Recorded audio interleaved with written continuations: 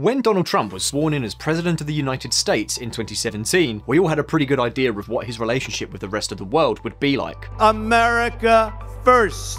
America first. It was the defining slogan of his campaign. But 4 years have passed, and now the new president has announced a change of strategy. America is back. Joe Biden on Twitter. Wait a minute, Twitter? Another president addicted to Twitter? No, don't worry, this president isn't going down the same path. Biden uses Twitter to give his speeches wider reach, and for such interesting things as wishing the Hmong ethnic group all the best for the new year, or remembering a certain Sikh holiday. But the really important question is, what exactly does Biden mean when he says that America is back? Is it that under Donald Trump, America had disappeared? Obviously not. But surprisingly, Trump has been one of the most pacifist US presidents in history, at least if we're talking about war conflicts and interventions. You could say he fits into the category of his bark is worse than his bite. In other words, people who threaten are not the most dangerous because they limit themselves to shouting and getting angry, but rarely take action.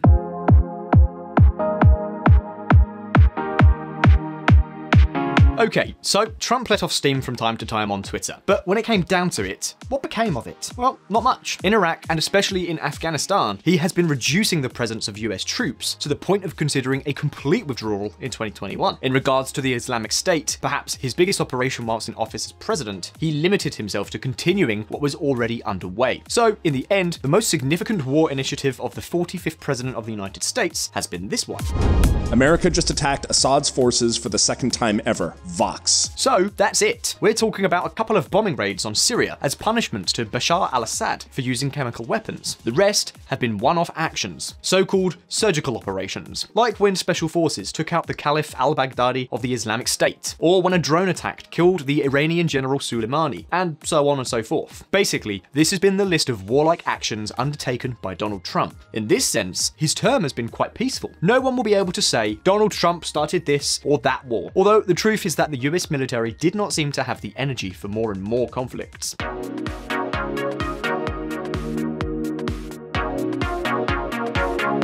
In any case, if we dig a little deeper, we soon realise that President Trump's foreign policy has been an absolute break with a doctrine that had dominated all US actions internationally since World War II, the doctrine Pax Americana. Keep this term in mind. Yes, over time, the enemy has changed from communism to Islamic fundamentalism, but maintaining the Pax Americana was the common denominator behind the Korean War, Vietnam, Afghanistan, and Iraq. In fact, it is what has been behind each and every one of the United States wars. Sure, we're talking about Pax Americana, but we also talk about numerous military interventions. In fact, this doctrine has received a lot of criticism. It has even been ridiculed with memes like this one.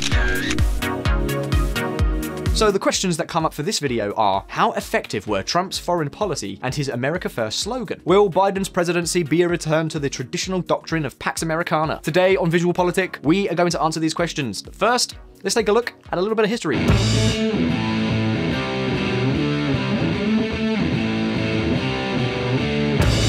Pax Americana. Now, if I were to tell you that Germany has nuclear bombs, what would you say? I'm sure many of you are wondering how on earth this could be possible, because Germany didn't even have an army after World War II. What if whoever succeeds Merkel goes crazy and suddenly proclaims, I don't know, the Fourth Reich? Well, hold on a minute, friends, because I've set a little trap for you. It turns out there are nuclear bombs on German soil, and if any other country, let's say for example Russia, should happen to attack Germany, then a similar response could be given. However, the nuclear bombs in Germany do not belong to Germany, but are on one of the military bases that the United States has in this country. This is provided for in NATO's defense strategy. Remember that the Atlantic Treaty is a system of collective defense among its members that came out after World War II, yet another instrument of the Pax Americana.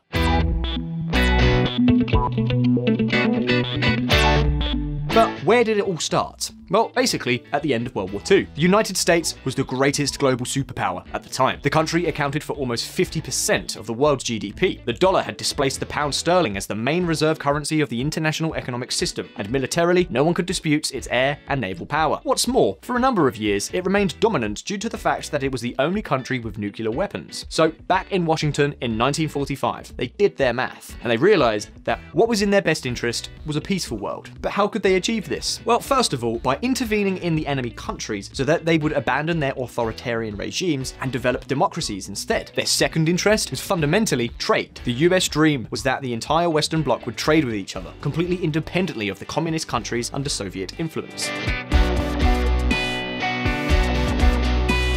According to Washington, this way, if the major powers linked their economies through trade, they would be much less tempted to declare war on their neighbors. And this is precisely another one of the pillars of Pax Americana.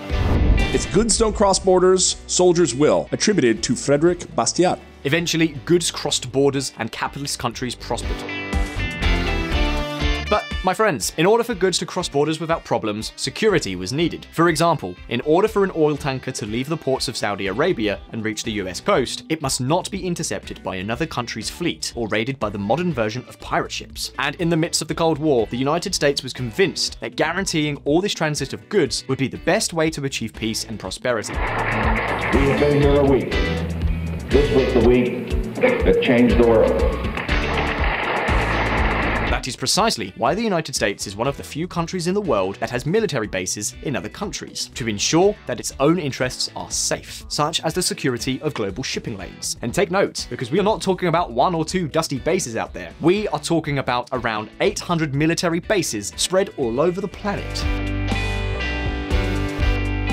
Bases that have been fundamental in preventing the US's allies from being victims of attacks. And that is also Pax Americana. But of course, having said that, I'm sure more than one of you will be thinking, how can a country allow the United States to send soldiers to its territory in times of peace? After all, it's an intrusion on its sovereignty, right?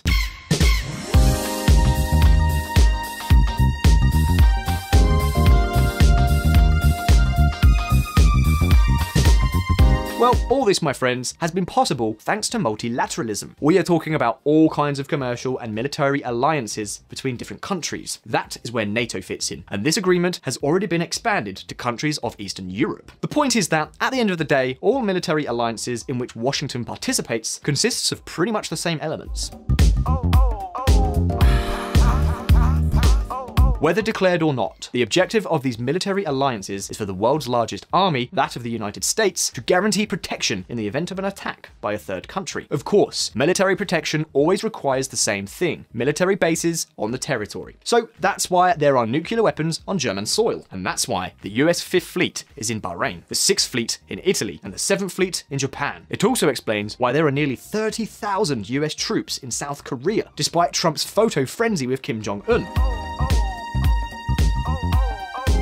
And of course, given the US's massive global presence, the real question is, so, has this Pax Americana thing worked? It certainly did for a long time, and the proof is globalization. In fact, you could say that the Pax Americana reached its peak 30 years ago, when the Berlin Wall fell and the communist bloc disintegrated. At that time, friends, the world was trading in harmony, and the United States had become the world's policeman. However, as of 2001, this model began to fail. And the people who knocked these buildings down will hear all of us soon. The first sign came when a man who had been trained by the CIA to fight the Soviets, Osama bin Laden, attacked the United States with the September 11 terrorist attacks. Then there were wars in Afghanistan and Iraq, 2 disasters where many US soldiers lost their lives, and where, contrary to what happened with Germany and Japan, the United States has been unable to turn these countries into prosperous nations, and their situations have not only not improved, but become considerably worse. And that explains why under the United States, under Obama, began to back away from its role as the world's policeman. For example, it did not intervene in the Syrian civil war and looked the other way when Russia invaded Crimea. So what Obama did was to deepen the Pax Americana, not from a military point of view, but from a strictly commercial one. What the Obama administration did was to put on track several trade agreements with large lists of countries. This was the case with the TTIP, a proposed agreement with the European Union, and the Trans-Pacific Partnership with 11 countries in the Americas, Asia, and Oceania. An agreement that was to create the largest free trade zone on the planet, a zone that would gradually end up imposing North American trade rules. In other words, Obama's legacy was the magnum opus of trade multilateralism, but then along came Trump.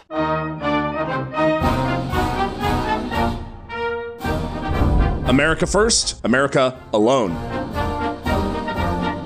America first. Sure, let's see. Donald Trump, as the President of the United States, is not going to say Zimbabwe first. The point is that with America first, what Trump was telling us is that the United States was going to do away with the multilateralism that it had developed since World War II. And it must be said that President Trump was not fooling anyone. He had already put forward this idea in the Republican primary debates. The TPP is a horrible deal.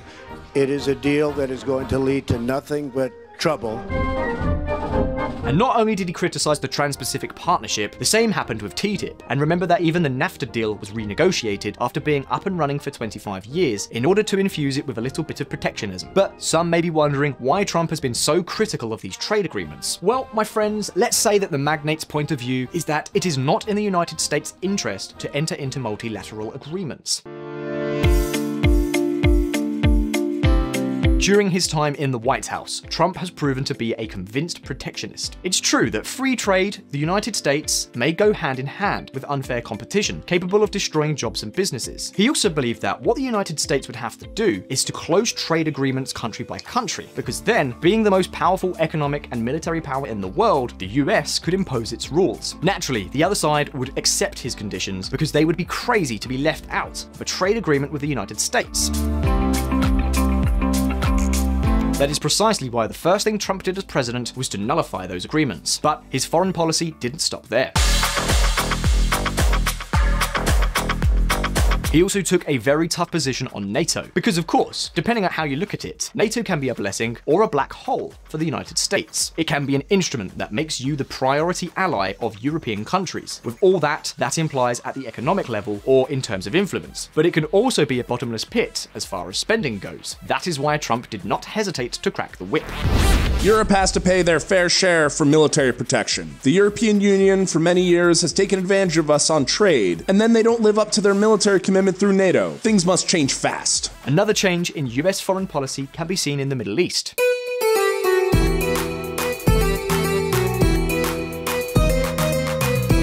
President Trump's policy there has been very simple. Leave everything in the hands of Saudi Arabia, the United Arab Emirates, and Israel. And if in doubt, walk away. Obama's dream executed to perfection. Well, that and making sure to keep Israel and Saudi Arabia sweet at all costs. You only have to remember the gestures that Saudi Arabia has made to this country. It supported them in their confrontation with Qatar, despite the latter being a close ally. This same country was the destination of Trump's first official trip, where he performed the infamous little dance with the sword. And not only that, Trump has made two other very important gestures with the Saudis. The first, ending Obama's rapprochement with Iran and the nuclear pact. The second, closing a deal to sell the Saudis $100 billion worth of weapons. And that being said, has Trump had to do anything in return? Well, yes, and some pretty nasty stuff. Things like this.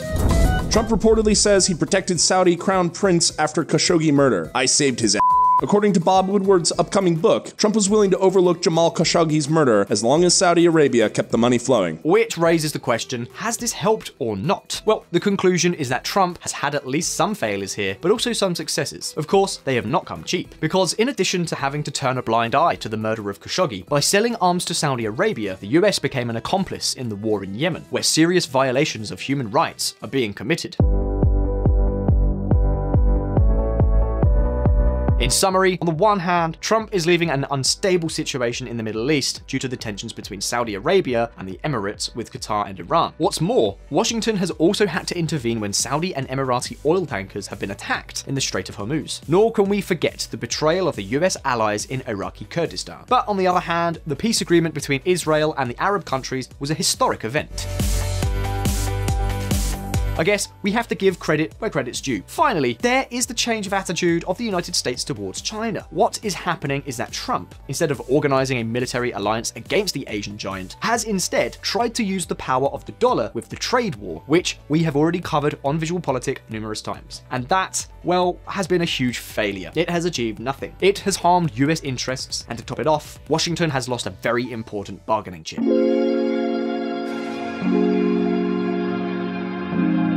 Perhaps without the trade war, we would never have seen the takeover of Hong Kong. Let me explain. Let's say that Washington always played the sanctions card, and when they finally used it, the Chinese realized that conflict was not so much a big deal, or at least that they were willing to take the hit until there was an administration more open to dialogue. In addition to the fall of Hong Kong, Washington has not managed to curb a very aggressive Chinese expansionist policy. There is the case of Taiwan, which continues to be the victim of ongoing threats, but the biggest failure by far of Trump's America First policy has just occurred.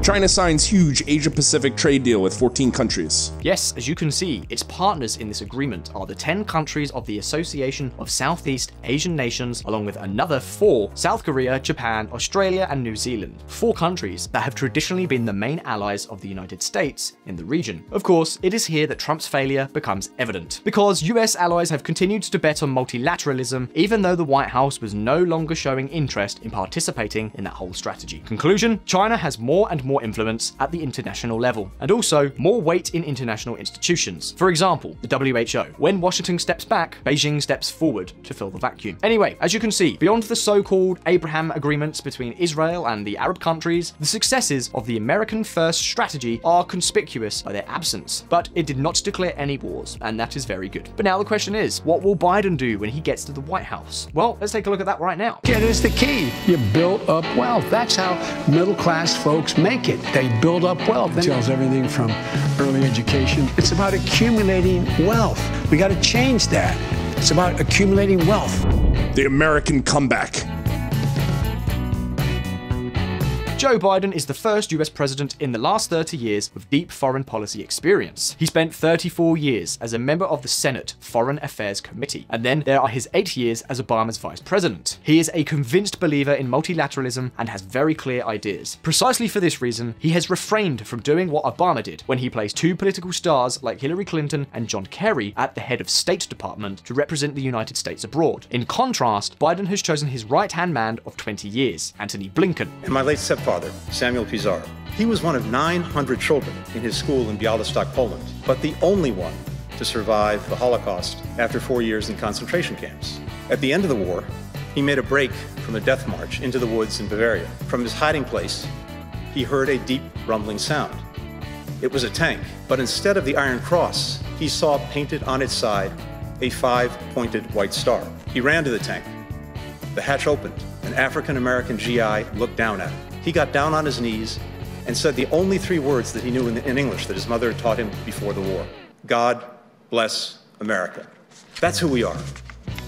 That's what America represents to the world.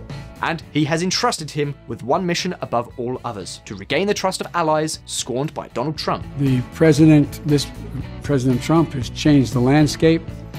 It's become America first, which meant America alone. We find ourselves in a position where our alliances are being frayed. Of course, the real question is whether he is in time to make up the ground lost by the 45th President of the United States. Of course, in the case of the Great Asia-Pacific Trade Agreement, the complication is that once China has entered, the United States will find it difficult to impose its terms. As for the approach Biden will take with the Asian giant, his idea is for the United States to lead the West when they sit down to negotiate with Beijing. Biden and Blinken believe that, with the support of its allies, Washington can say to Beijing, "Hey China, here's 60% of the world's GDP, not just the 25% that the United States represent, and we agree that you can't do this." They believe this will make it easier for China to show more respect for the rules of the international economic game, such as intellectual property rights or unfair competition through state support for private companies, such as Huawei. In any case, even if Trump's departure means that the trade war with China does not escalate, this does not mean that tariffs will be withdrawn immediately. The US no longer views China in the same light it did 10 years ago. The Democratic Party came to believe that China's economic reforms would eventually bring political reform. It is true that since the time of Deng Xiaoping, few countries have benefited as much from the Pax Americana, because China has taken advantage of the political stability of the Far East and the global trade networks already used by Japan and the Asian Tigers. But as far as political reforms go, they seem more distant than ever. What will change radically is the position of the United States in international institutions. In fact, we already know 2 of his decisions. On the one hand, Biden plans to stop the US exit from the World Health Organization, scheduled for July 2021. And on the other hand, he also wants to bring the United States back into the fight against climate change by re-signing the Paris Agreement. You know that the Democrats ran their presidential campaign with an ambitious environmental plan to decarbonize the economy in the medium term. These may be his first foreign policy measures. So now, the question is over to you. What do you expect from President Biden in international affairs? Do you think the America First years have been a mistake? Will Pax Americana return? What's more, will we see bombings on CNN again? Leave your answers down in the comments. So I really hope you enjoyed this video. Please hit like if you did, and don't forget to subscribe for brand new videos. And as always, I'll see you next time. And if you want to learn more about politics and hear even more of my lovely voice, you can join us at Reconsider Media. We have a podcast at reconsidermedia.com/podcast. See you there.